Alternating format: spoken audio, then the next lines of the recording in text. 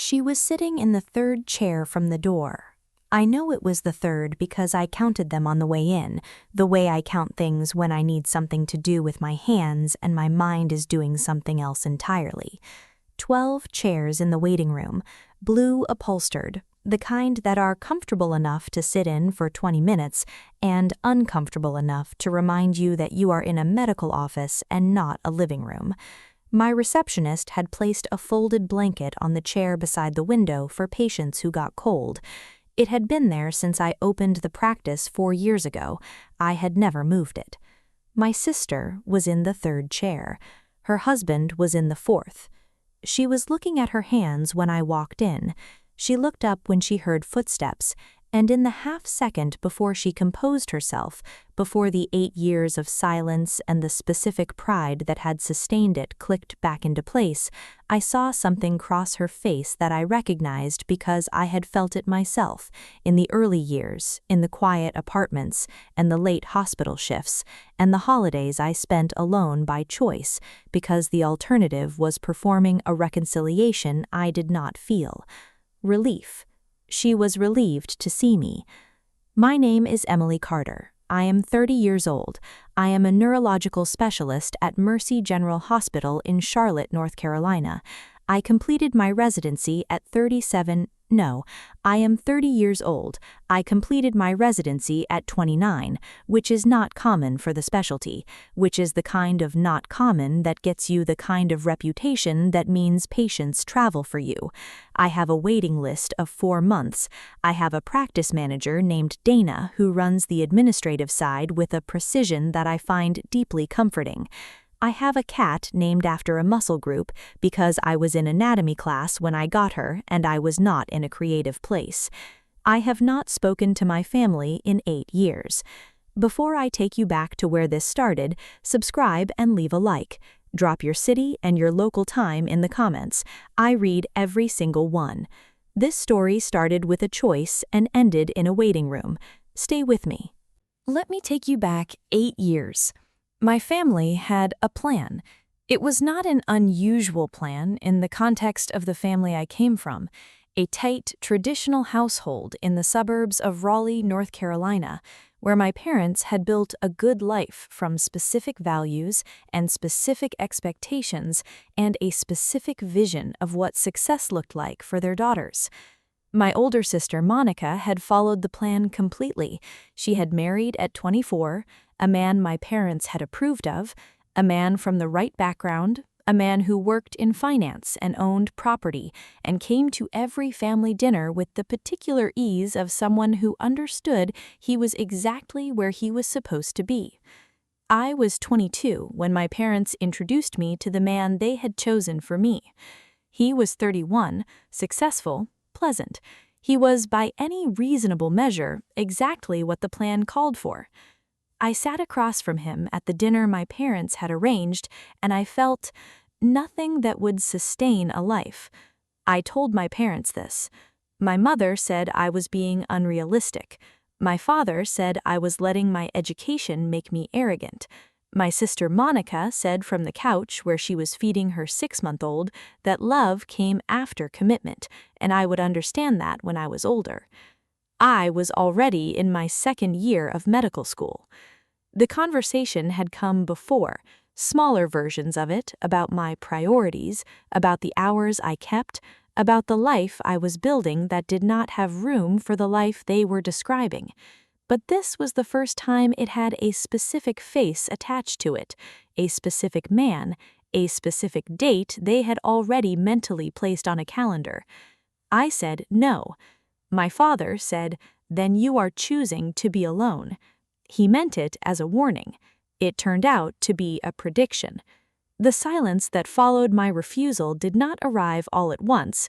It arrived the way these silences always do, in degrees, each one more permanent than the last. The calls that came less frequently, the family gatherings where my invitation arrived later each time, until one year it did not arrive at all. The group chat I realized I had been removed from when my cousin mentioned a family trip I had not known about. My mother called once in year 2 to tell me that the man they had chosen had married someone else and seemed very happy. I said, I am glad for him. She said, Are you happy? I said, I am working on it. She said, That is not the same thing. She was not wrong, but it was honest, and in year 2, honest was the best I could offer. I finished medical school. I completed my residency in an apartment so small that my desk and my bed occupied the same corner, and the line between work and sleep was geographical as much as psychological. I ate at the hospital more often than I ate at home. I made friends with the people who understood that kind of life, other residents, other people who had chosen something so consuming that it left little room for anything else. My symbol in this story is a hospital badge. Not the current one, the one from my first day of residency. White lanyard, my photograph on it from a day I had not slept enough and had tried to compensate with the particular optimism of someone at the beginning of something. My name, my title, resident, neurology. I kept it in the top drawer of my desk at the practice, not as nostalgia, as a record of the first day I was officially the thing my family had told me I was choosing over them. I pulled it out sometimes when the work was hard, when the cases were heavy, when I sat in my office at 7 in the evening after the last patient had left and wondered, in the quiet, specific way that exhausted people wonder, whether the cost had been worth the thing it purchased. Then I would put it back in the drawer, go home, feed the cat, start again in the morning. 8 years of this. And then, on a Wednesday in March at 9:47 in the morning, my practice manager Dana knocked on my office door with the particular quality of knock she used when something required my attention before my next appointment. Walk in, she said, asking for you specifically. She says it's personal. Name? Dana looked at her tablet, read the name on the intake form. It was Monica's married name. I put down the chart I was holding. I stood up from my desk. I opened the top drawer. I looked at the residency badge for 3 seconds. Then I closed the drawer. I walked to the waiting room. She looked older. That sounds obvious. 8 years is 8 years, and people age in them. But what I mean is that she looked older in a specific way that had nothing to do with time. The particular aging that comes from something having been difficult for long enough that it has settled into a person's face. Not lines, a quality. The specific quality of someone who has been carrying something heavy and has gotten very good at looking like they are not. I recognized it because I had learned to wear it myself. Her husband, I recognized him from the photographs I had seen on social media in the years when I still looked, was sitting beside her with the careful stillness of a man who understood that what was happening in this room was larger than the medical appointment that had brought them here. Neither of them spoke when I walked in. Neither did I. For a moment, 5 seconds, maybe 6, we simply looked at each other across 12 blue chairs and 8 years of accumulated silence. Then I said, "Come on back." I led them to the examination room. I sat across from them in the way I sat across from every patient, present, focused, the particular quality of attention that medicine had taught me, and that had become, over time, simply the way I inhabited a room. "Tell me what's happening," I said. Monica looked at her hands briefly, then at me. She told me. Her husband Ryan had been experiencing symptoms for 11 months, headaches that had started as occasional and become consistent. A brief episode 3 months ago that had lasted 47 seconds and left him unable to recall the previous 20 minutes. A second episode 6 weeks ago. Their neurologist in Raleigh had referred them to a specialist. The specialist they had been referred to had a 4-month waiting list. Someone in the Raleigh medical community had told them about me. "They said you were the best in the region," Monica said. Her voice was careful, controlled, the voice of someone who had rehearsed what they were going to say and was staying close to the rehearsal. "They said if anyone could help, it was you." I looked at Ryan. He was 36. He had the face of someone who had been frightened for 11 months and made a decision somewhere in those months to be practical about the fear rather than consumed by it. "How long have the episodes been?" I asked him directly. We talked for 40 minutes. I asked the questions I always asked. I listened the way I had been trained to listen, and then the way I had trained myself to listen, which was differently, less about diagnosis and more about the person describing the symptom, what they emphasized, what they minimized, what they said without saying it. Ryan was thorough, precise. He had kept a log on his phone, dates, times, durations, what he had been doing before each episode. I asked if I could see it. He handed me the phone. I scrolled through 11 months of careful documentation. He has been afraid, and he has been organized about the fear, I thought. That is the kind of person who does well in this process. I handed the phone back.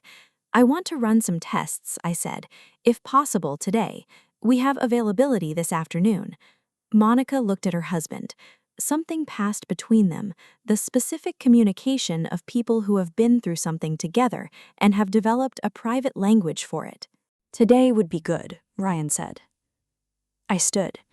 I moved toward the door. "Emily." Monica's voice. Using my name, not Dr. Carter, not the professional address that would have been appropriate in this setting. My name. I stopped, turned. She looked at me. 8 years of silence were in that look. All of it. The dinner, the man they had chosen, the group chat, the family trip I had not been told about, the phone call from my mother in year 2. All of it visible in her face, not as accusation, but as weight. "Thank you," she said, "for seeing us." I looked at my sister. "He's my patient," I said. "That's what I do." I left the room. If you have ever walked away from a moment that contained 8 years of unsaid things and kept your face completely calm, drop a comment, because that hallway was the longest 40 feet I had walked in a long time. Stay with me. I went to Dana's desk. I asked her to schedule Ryan's imaging for that afternoon. I told her to flag his file as priority. I went back to my office. I closed the door. I sat at my desk for 4 minutes without doing anything. Then I picked up the chart I had been holding when she knocked. I went back to work. The tests that afternoon were thorough. The imaging took 2 hours. Ryan was patient throughout. The organized fear again. The practical relationship with something frightening. Monica sat in the waiting room the entire time. I checked twice. She was in the same chair. Not the third chair this time. She had moved to the chair beside the window, the one next to the folded blanket. I did not speak to her while the imaging ran. I had nothing to say yet, not about medicine, and everything else was going to require more than a hallway and a waiting room. The results came back at 6:14 in the evening. I reviewed them alone in my office with the door closed. I sat with them for 22 minutes. Then I called Dana and asked her to bring Ryan and Monica back. The results were not the worst possible outcome. I want to say that first, because in the medicine I practice, the distance between the worst possible outcome and a manageable one is significant, and Ryan's results were on the manageable side of that distance. Not simple, not without complexity, but treatable with the right intervention, with the right follow-up, with the kind of careful, ongoing management that I had built a practice around providing. I told them this in the way I told every patient, directly, completely, without softening the difficulty and without amplifying it beyond what the facts required. Ryan asked precise questions. I answered them. Monica sat beside him and held his hand and did not speak, but I watched her face through the entire conversation, and I could see her absorbing each piece of information with the particular focus of someone who has decided that understanding is the only useful response to fear. She had always been like that. I had forgotten that about her, or perhaps I had chosen not to remember it, because remembering it made the 8 years more complicated than a clean break required. When I finished, Ryan exhaled slowly. "Okay," he said, not as a word that meant everything was fine, as a word that meant, I have received this, I understand it, I am going to work with it. Okay, I said back. I walked them through the next steps, the treatment protocol, the follow-up schedule, the things to watch for, the things that were urgent and the things that could wait. I gave Ryan a printed summary. Dana had prepared it while we were talking because Dana anticipated everything, and I told him my direct line was on the bottom of the page. If anything changes before your next appointment, you call that number, not the front desk, that number. He looked at the page, looked at me. Thank you, Dr. Carter, he said. It was the first time either of them had used the title. They stood to leave. Monica picked up her bag. She looked at me one more time. Can I? She started. Not today, I said, quietly, without cruelty. He needs to go home and rest. You both do. We can talk another time. She nodded. She understood, or she understood enough. They left. I stood in the examination room after they were gone, and I looked at the chair where Ryan had been sitting, and I thought about 11 months of entries in a phone log, 47-second episodes. A man who was afraid and organized about the fear. I thought about Monica sitting in the waiting room for 2 hours, the folded blanket, the third chair. I thought about my mother saying, that is not the same thing. She had not been wrong.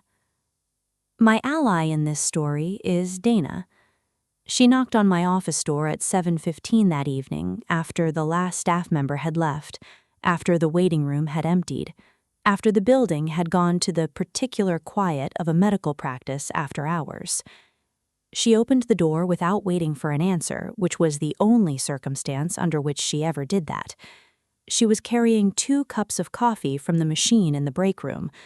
Not good coffee, the machine coffee that tasted like an apology, but hot and present. She set 1 cup on my desk. She sat in the chair across from me. Talk or don't talk, she said. Either one. I looked at the coffee. I looked at Dana. She had worked with me for 4 years. She had seen me through difficult cases and difficult days, and the particular difficulty of building something from nothing in a city where I had arrived knowing no one. She had never once asked me about my family. She had also, I understood in that moment, always known there was something there, the way perceptive people know things without being told, the way they give you space for it without making the space uncomfortable. My sister was the walk-in, I said. Dana picked up her coffee, took a sip, set it down. I know, she said. You recognized the name. I recognized the way you walked to the waiting room, she said. You counted things when you're preparing yourself. You counted the chairs. I looked at her. 4 years, she said. I notice things.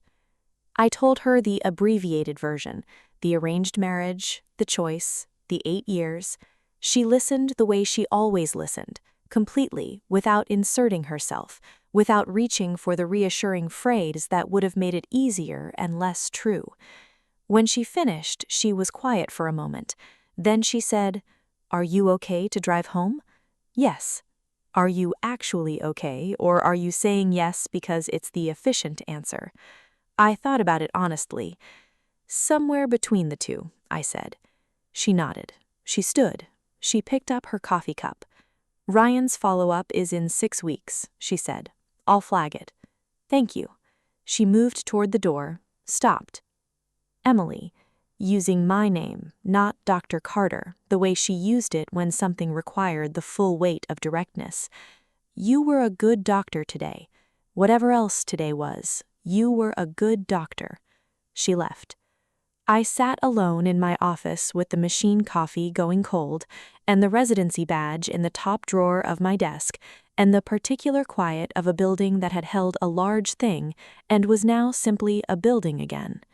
That subscribe button is right there, because what happened when Monica called me 3 weeks later and what I said when she asked if we could meet, I had not decided until the moment she asked, and my answer surprised both of us. She called on a Tuesday evening at 6:52. I was home. The cat was on the windowsill doing what she always did at that hour, monitoring the street below with the professional focus of someone who took surveillance seriously. I had made dinner. I was eating it at the kitchen table with a medical journal open beside the plate, in the way that my residency self would have recognized and my pre-medical self would have found incomprehensible. The phone screen showed Monica's name. I had added it back to my contacts after the Wednesday appointment. I had not examined that decision too closely. I had simply done it and moved on. I answered. "Ryan's doing well," she said, before anything else. "The first week of the protocol went well. He wanted me to tell you." "I'm glad. That's what the first week should look like." A pause.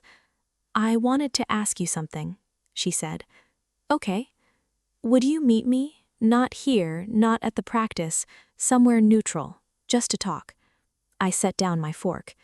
The residency badge was in my desk at the office, but I had been thinking about it, about the morning of my first day, the photograph on it, the title that was the thing I chose over the thing they wanted me to choose. I had been thinking about what it meant that the choice, 8 years later, was the reason my sister's husband was receiving the treatment he needed. Not a simple meaning, not a clean one.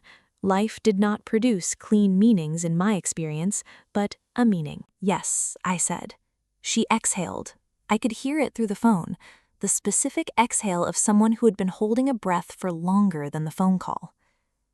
"We met on a Saturday at a coffee shop in Midtown Charlotte, neutral ground in the most literal sense, a city she did not live in, a neighborhood I did not frequent, a table by the window that neither of us had any prior claim to. She was there when I arrived, earlier than me. I noticed that. I sat across from her. The conversation that followed lasted 2 hours and 40 minutes. I know the length because I had a patient call scheduled at 4 o'clock, and I watched the time carefully, which is the kind of thing you do when you want to feel like you have a way out, even if you do not plan to use it. She did not defend what had happened. That surprised me. I had expected some version of defense, the particular defense of family loyalty, the argument that they had wanted what was best, the reframing that makes the thing that was done sound like a reasonable response to an unreasonable situation. Instead, she said, "We were wrong. Dad was wrong. Mom was wrong. I was wrong for not saying something when I should have." "Why didn't you?" I asked. She thought about it. The real answer, not the comfortable one. "Because it was easier to let it happen than to be the person who pushed back on it," she said, "and I am not proud of that. I have not been proud of it for a long time." I looked at my coffee. Ryan's episodes scared me, really scared me, and the first thing I thought, the very first thing, was you, not the hospital. You, specifically, because I knew, I have always known, what you were capable of, even when I didn't say it. "You could have said it," I said. "I know. 8 years is a long time to not say something you knew. I know that too." The table was quiet for a moment. "I'm not asking you to forgive everything at once," Monica said. "I'm not asking you to come back to family dinners and pretend 8 years didn't happen. I'm asking if there's a door, even a small one, that we could, maybe, over time, figure out how to open." I thought about the door, about what was on my side of it and what was on hers. I thought about Ryan's phone log, 11 months of organized fear, the follow-up in 6 weeks that Dana had flagged, the treatment protocol that was working, that would require consistency and patience, and the kind of ongoing care that meant I would be seeing Monica's husband regularly for the foreseeable future. I thought about my mother saying, "That is not the same thing." I thought about Dana saying, "You were a good doctor today." I thought about the residency badge, the photograph, the title, resident, neurology, the thing I had chosen, which had brought me to this table across from this woman on this Saturday, because I was now the only person in the region who could help her husband, and she had known that, and she had come anyway. "There's a door," I said. Monica looked at me. "It opens from my side, On my timeline, when I decide it opens. She nodded. She understood that this was not a full yes. She understood that it was also not a no. Okay, she said. We finished our coffee.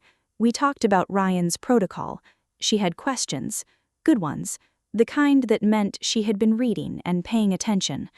I answered them honestly, as his doctor, with the careful clarity I brought to every patient conversation. Before we left, she asked about the cat. I had mentioned her once, briefly, something about feeding her before I left on Saturday mornings.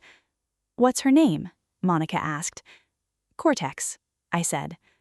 Monica looked at me. She was named in anatomy, I said. Monica laughed, a real laugh, sudden and involuntary, the kind that arrives before you can manage it. I had not heard that laugh in 8 years. It was exactly the same. I walked to my car. I sat in the driver's seat for a moment before starting the engine. The relationship with my parents was a different question, one I was not ready to answer on a Saturday in March, maybe not for a long time. The door Monica had asked about was a door to Monica, not a door to everything the 8 years had contained. I understood the difference. I think she did too. Ryan's follow-up was 6 weeks later. He was doing well. The protocol was working. He came alone to that appointment. Monica had offered to come. He had said he was fine to come alone, which I understood as its own kind of courtesy. He sat across from me and answered my questions with the same precision he had brought to the first appointment. Before he left, he said, "She talks about you." I looked up from the chart. "Monica," he said, "she talks about you the way people talk about something they've been missing for a long time and didn't know how to name." I did not respond to that. He left. I sat in the examination room for a moment. Then I went back to my office. I opened the top drawer. I took out the residency badge. I held it for a moment. The photograph, the title, the lanyard that had gone white and slightly stiff with age. I set it on the desk beside my current badge. 2 badges, 8 years apart. I looked at them for a moment. Then I put them both in the drawer, closed it, picked up the next chart. Here is what 8 years taught me. The choices that cost you the most are rarely the wrong ones. The price is not the evidence of the mistake. Sometimes the price is simply the price, what something real costs, paid in the currency of relationships that could not survive the truth of who you were. And sometimes, 8 years later, the people who made you pay it find their way to the 3rd chair from the door, and you have a choice about what you do next. I chose medicine over a marriage I did not want. Medicine brought her back. I am still deciding what to do with that. My name is Emily Carter, and I have been the specialist my family needed for 8 years. They just did not know it until they needed a specialist.